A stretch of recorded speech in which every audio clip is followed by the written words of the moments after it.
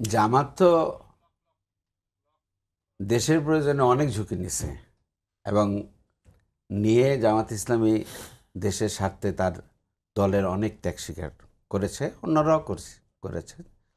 Caretaker formula Jamaat Islami দিয়েছে, তখন কেউ বোঝে না এটা। আমরা আন্দোলন করছি, কেয়ারটেকার আসছে। পৃথিবীর মধ্যে এটা একটা অভিনব একটা পদ্ধতি ছিল। এই অভিনব পদ্ধতি বাস্তবায়িত হয়েছে। এখন সবাই বুঝেছে না, এটা বাংলাদেশের জন্য দরকার।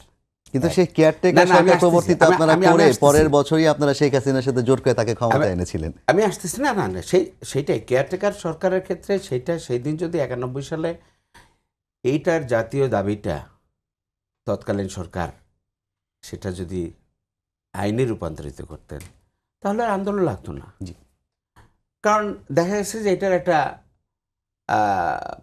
অত্যন্ত ভালো সুফল 91-এ আমরা দেখেছি আর কি।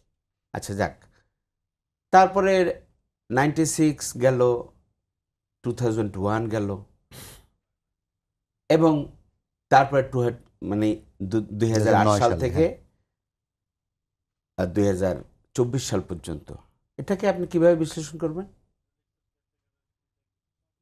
এখন দেখা গেল যে বিএনপি এবং আওয়ামী লীগের ভোট কাছাকাছি, কিন্তু আসনের ব্যবধান অনেক বেশি। 2008 সালে বিএনপি বোধহয় 36টা পাবে, জি, কিন্তু সেখানে পেয়ার যদি থাকতো তাহলে তার 62 অথবা 84টা, আমার ঠিক এখন মানে স্ট্যাটিস্টিকটা মনে আসছে না, 84টার মতো হবে আর কি, তার পেত। জামাত 26টা পেত, তাহলে একটা ভারসাম্য থাকতো। কিন্তু ফ্যাসিস্ট হয়ে উঠতে পারতো না 2008 সালের পর থেকে। এবং 2000 আপনার 1 সালেও আওয়ামী লীগ আরও কিছু বেশি সিট পেত। দেশের মধ্যে রাজনৈতিক একটি ভারসাম্য আসত।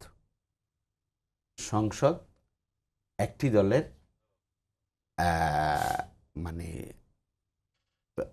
মানে একটি দলের চূড়ান্ত কর্তৃত্বের দিকে নিয়ে যেতে পারতো না, ফ্যাসিস্ট হওয়ার কোনো সুযোগ থাকতো না।